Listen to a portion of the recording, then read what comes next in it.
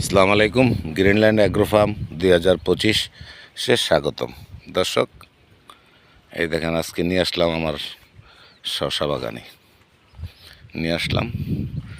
এই দেখেন শশা, মাশাআল্লাহ শশা মোটামুটি ভালো শশা আসছে। এই দেখেন শশা আসছে, শশা এই জন্য বলছি আমি সব কিছুই অল্প অল্প, এটা মাত্র 10 কাঠাতে করছি, অল্প একটু জায়গাতে করছি, জাস্ট নিজেও শিক্ষার জন্য, আর মনে করেন যে কি পজিশন সেটা বোঝার জন্য।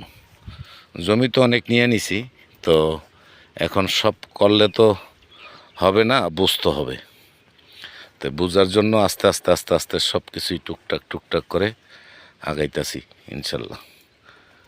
দেখেন শশা, এই যে শশা দেখেন, এই দেখেন শশা, এই দেখেন শশা, মাশাআল্লাহ শশা দেখেন, এই দেখেন শশা।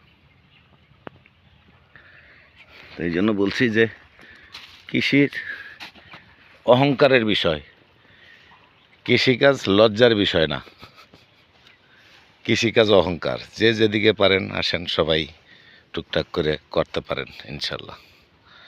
দর্শক, সাবস্ক্রাইব করে আমার পাশে থাকেন। সাবস্ক্রাইব করলে আমার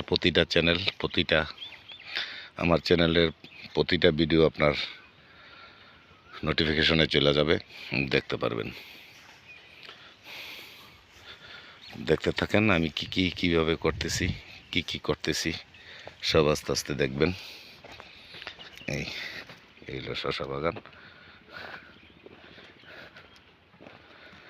আমরা দুইজনে করতেছি, পার্টনারে দুইজনে করতেছি। এই যে আমার লেবু বাগানের পাশের জমিটা আমার পার্টনার, এই যে সোহাগ ভাই। কি অবস্থা সোহাগ ভাই, কেমন আছেন? তো ভালো।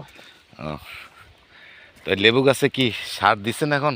হ্যাঁ, লেবু গাছে সার দিছি, তারপরে সেচ দিছি এবং পরবর্তীতে কীটনাশক স্প্রে করা হয়েছে, কারণ নতুন পাতা বেরোইতেছে তো, যার কারণে কীটনাশক স্প্রে করা হয়েছে।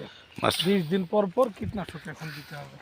মাশাআল্লাহ, আমাদের গাছে তো ফুলও আসছে, লেবু গাছে ফুল আসছে, ফল ধরছে এবং নতুন কচি ডগা বেরোইতেছে বিভিন্ন রকম। দর্শক, দোয়া করবেন আমাদের প্রজেক্টের জন্য, আর সাবস্ক্রাইব করে আমাদের সাথে থাকবেন। আসসালামু আলাইকুম।